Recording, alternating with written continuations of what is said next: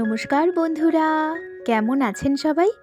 আশা করি আপনারা সকলে ভালোই আছেন।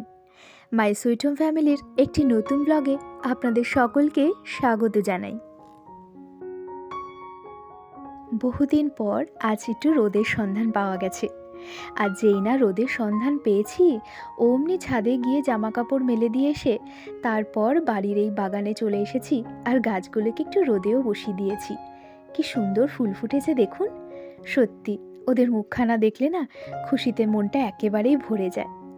আর এইভাবেই কিন্তু আমার সকাল শুরু হয়। রোজ সকাল শুরু হওয়ার সাথে সাথে যেরকম নিজেরা টিফিন করি, ঠিক তেমনি টুক করে একবার বাগানে ঘুরে আসি, ওদেরকে একটু রোদে বসিয়ে দিই আর একটু জল সারও দিয়ে আসি। চলুন এবার যাই রান্নাঘরে, আর রান্নাঘরে গিয়ে শুরু করি দুপুরের লাঞ্চের আয়োজন।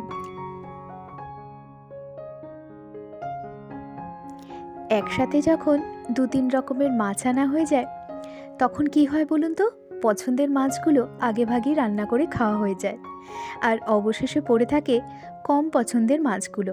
আর তারই মধ্যে রুই মাছ হলো এরকমই একটি মাছ। সবসময় না রুই মাছের ঝোল ঝাল খেতে একেবারেই ভালো লাগে না। আর এদিকে ফ্রিজ খুলে দেখি অনেকগুলো টমেটো একসাথে আনা হয়ে আছে। তাই ভাবলাম টমেটোগুলোকে আর রেখে দিয়ে লাভ নেই, কারণ অনেক দিন টমেটো যদি রয়ে যায় না, যদি রান্নার কাজে না লাগানো হয়, তাহলে না টমেটোগুলো নষ্ট হয়ে যায়। তাই আজকে এই টমেটো দিয়ে মেথি দিয়ে একটা চটপটা স্বাদের রুই মাছ বানিয়ে দেখাবো। তবে চলুন শুরু করা যাক আজকের এই চটপটা মাছের রেসিপিটি।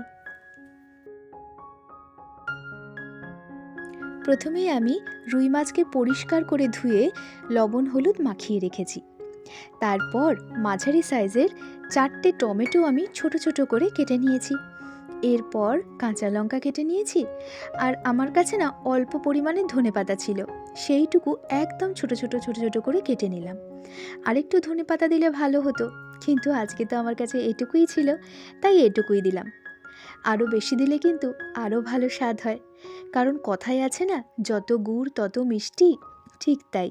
আর আমার তো ধনেপাতা খেতে ভীষণ ভালো লাগে, তাই পাশাপাশি লাউ ডালের মধ্যেও না একটু ধনেপাতা দিয়ে দিলাম। আর আমার সাথে সাথে আমার মিষ্টিও কিন্তু এই ধনেপাতার ফ্লেভার ভীষণ পছন্দ করে। চলুন, এদিকে তো আমার ডালটি হয়েই এসেছে প্রায়, আর এখানে আমার মাছের জন্য যা যা দরকার সব আমি সুন্দর করে গুছিয়ে নিয়েছি। এরপর কড়াইতে সর্ষের তেল দিয়ে দেবো। আর হ্যাঁ বন্ধুরা, মাছ রান্না হবে আর তাতে সর্ষের তেল হবে না, সেটা কিন্তু একেবারেই চলবে না।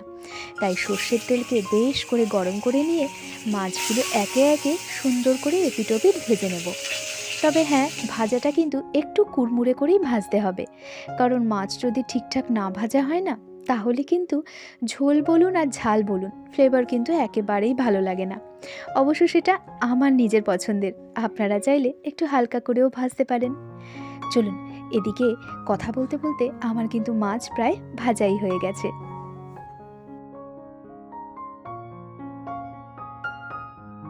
এরপর কড়াইতে আরেকটু সর্ষের তেল দিয়ে ভালো করে গরম করে নিলাম। আর এরপর ফোড়নে যাবে কিন্তু মেথি। হ্যাঁ বন্ধুরা, এই চটপটা মাছের রেসিপির আসল স্বাদ কিন্তু আসবে এই মেথি দিয়েই। এখানে আমি বড় চামচের 1 চামচ মেথি ফোড়ন দিয়ে দিলাম। তবে হ্যাঁ, একটা ট্রিক্স আমি বলে দিই, মেথি ফোড়ন দিলাম ঠিকই, কিন্তু খেয়াল রাখতে হবে মেথিটি যেন পুড়ে না যায়, তাহলেই কিন্তু এর স্বাদ একেবারেই অন্যরকম হয়ে যাবে। কারণ আপনারা তো জানেনই যে মেথিকে যদি বেশি ভাজা করে ফেলি, তাহলে কিন্তু তেতো হয়ে যায়। তো তেলের মধ্যে মেথিটা দিয়েই সাথে সাথে আমি কাঁচা লঙ্কা কুচি আর টমেটো কুচি দিয়ে দিলাম। এরপর ভালো করে নেড়ে চেড়ে নেব, আর তারপর মিশিয়ে দেব পরিমাণ মতন লবণ আর হলুদ। তারপর আরও একবার ভালো করে নাড়াচাড়া করে ঢেকে রেখে দেব, আর অবশ্যই গ্যাসের ফ্লেমটাকে কিন্তু লো করে রাখব। চলুন, এরই মাঝে কিছুটা কাজ সেরে নিই। আসলে কি বলুন তো, মিষ্টুকে স্কুলে পাঠিয়ে দিয়ে আমি একটু গিয়েছিলাম ডক্টরের কাছে। গতকাল রাত থেকেই মিষ্টু বলছে কানে একটু ব্যথা হচ্ছে, তাই ভাবলাম ডক্টরের কাছে গিয়ে কিছুটা ওষুধ নিয়ে আসি। ফুরিয়েও গেছিল, তাই সেটি এনে না আর গোছাতে পারিনি। তাই ভাবলাম এই রান্নার মাঝে মাঝে এই টুকটাক কাজগুলো সেরে নিই।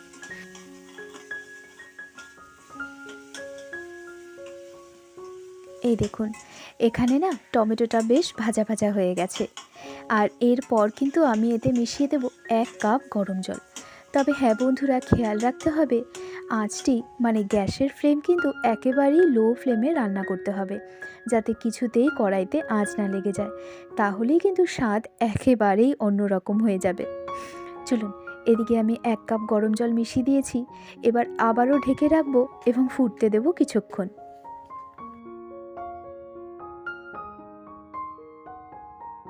ব্যাস, এদিকে টমেটোটা সুন্দর করে ফুটেও উঠেছে। এরপর আমি মিশিয়ে দেবো একদম সামান্য করে জিরের গুঁড়ো। আর হ্যাঁ, এই জিরের গুঁড়ো কিন্তু অল্প করেই দিতে হবে, মানে ছোট চায়ের চামচের হাফ চামচ। তারপর ভাজা মাছগুলো এক এক করে বসিয়ে দেব, আর এপিট ওপিট করে নাড়াচাড়া করে ওপরে কুচনো ধনেপাতাগুলো দিয়ে দেব।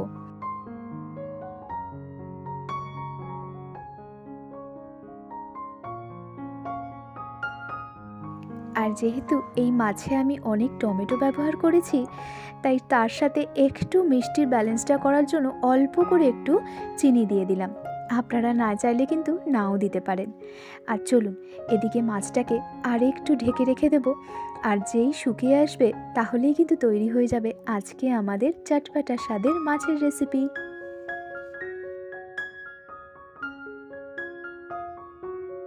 এই দেখুন বন্ধুরা, অবশেষে আজকে আমাদের মেথি রুই কিন্তু একেবারেই তৈরি।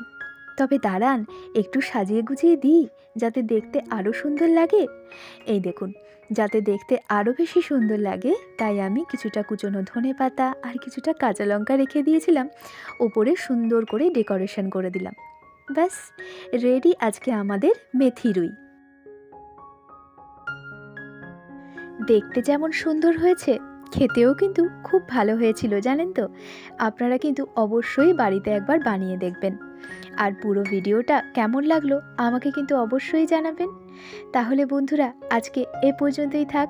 দেখা হবে আরেকটি নতুন দিনে, নতুন ভ্লগে, আর তার সাথে থাকবে আরও নতুন নতুন কিছু রেসিপি। তাহলে চলুন বন্ধুরা, আজকে এটুকুই থাক। সবাই ভালো থাকবেন, সুস্থ থাকবেন, সাবধানে থাকবেন। দেখা হবে একটি নতুন দিনে, নতুন ভ্লগে।